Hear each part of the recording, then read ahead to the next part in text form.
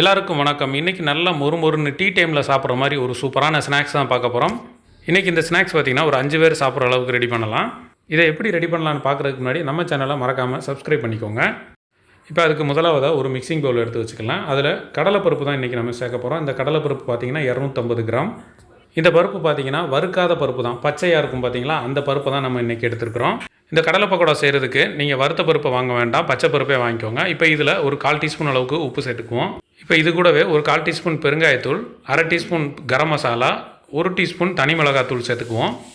அடுத்ததாக இதில் ஒரு 1/2 டீஸ்பூன் காஷ்மீரி மிளகாய்த்தூள் சேர்த்துக்குறோம். இது கலருக்காக தான் சேர்க்குறோம், இதில் காரம் குறைவாக தான் இருக்கும். இப்போ இது கூட ஒரே 1 டீஸ்பூன் அளவுக்கு பூண்டு பேஸ்ட்டு சேர்க்க போகிறோம். இந்த பூண்டு பேஸ்ட்டு சேர்த்து ரெடி பண்ணும்போது இந்த கடலை பக்கோடாவோட மனமும் டேஸ்ட்டும் சூப்பராக இருக்கும். அடுத்ததாக பொருசாக கட் பண்ண கருவேப்பிலையை கொஞ்சம் சேர்த்துக்குவோம். இப்போ மசாலாக்கள் எல்லாமே சேர்த்தாச்சு. ஏற்கனவே சேர்த்த கடலைப்பருப்போடு சேர்த்து அந்த மசாலாவை நல்லா எல்லாத்தையும் புரட்டி விட்டுறலாம். இந்த மாதிரி முதல்லையே நம்ம எல்லாத்தையும் கலந்துட்டோம் அப்படின்னா மசாலா ஒவ்வொரு கடலையிலையுமே நல்லா ஊட்டியிருக்கும், காரசாரமெல்லாம் நமக்கு நல்லா கிடைக்கும்.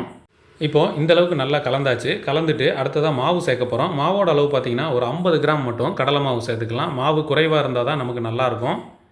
அடுத்து அரிசி மாவு சேர்க்க போகிறோம். அரிசி மாவோட அளவு 2 டீஸ்பூன் மட்டும் சேர்த்தா போதும். இப்போ இந்த 2 மாவையும் சேர்த்து அப்படியே நல்லா விரவி கொடுத்துடலாம். முதலே தண்ணி எதுவும் சேர்க்க வேண்டாம். இப்போ இந்தளவுக்கு நல்லா உதிரியாக கலந்து விட்டுட்டு அடுத்ததாக தண்ணி சேர்க்க போகிறோம். தண்ணி பார்த்திங்கன்னா ஒரே 1 டேபிள் ஸ்பூன் அளவுக்கு மட்டும் கையில் வாங்கி அப்படி லேசாக தெளிச்சு விட்டாலே போதுமானது. ரொம்ப சேர்த்துட்டோம் அப்படின்னா கொலன்னு ஆயிரும்.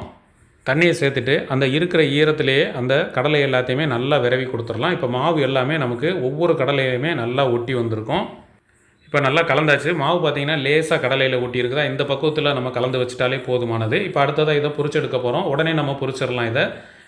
இப்போ ஒரு கடாயில் கொஞ்சமாக எண்ணெய் சேர்த்துருக்குறோம். எண்ணெயோட சூடு மிதமாக வச்சுக்கிட்டு அடுப்பையும் மிதமாக வச்சுக்கலாம். வச்சுட்டு கடலை எல்லாத்தையுமே கொஞ்சம் கொஞ்சமாக எடுத்து அப்படியே உதுத்து விட்டுறலாம். ஒரு 2 கையளவுக்கு மட்டும் எடுத்து லேசாக அப்படியே உதுத்து விட்டாலே போதுமானது. இந்த மசாலா கடலை ரெடி பண்ணும்போது பார்த்திங்கன்னா சூடு அதிகமாக இருந்தது அப்படின்னா நம்ம எண்ணெயில் போட்ட உடனே வேகமாக வெளிப்பக்கம் எல்லாமே பொரிஞ்சிரும்.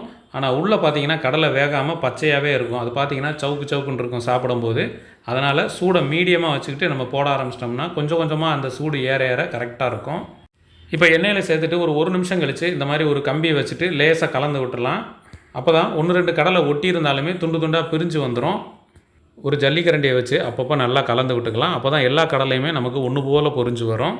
பச்சை கடலை சேர்த்ததுனால வெடிக்கும் அப்படின்னு சொல்லி ஒரு சிலர் நினைப்பாங்க. ஆனால் வெடிக்கவே வெடிக்காதுங்க. ஒரு கடலை கூட வெடிக்காது. அதனால் பயப்படாமல் பொரிச்சு எடுக்கலாம்.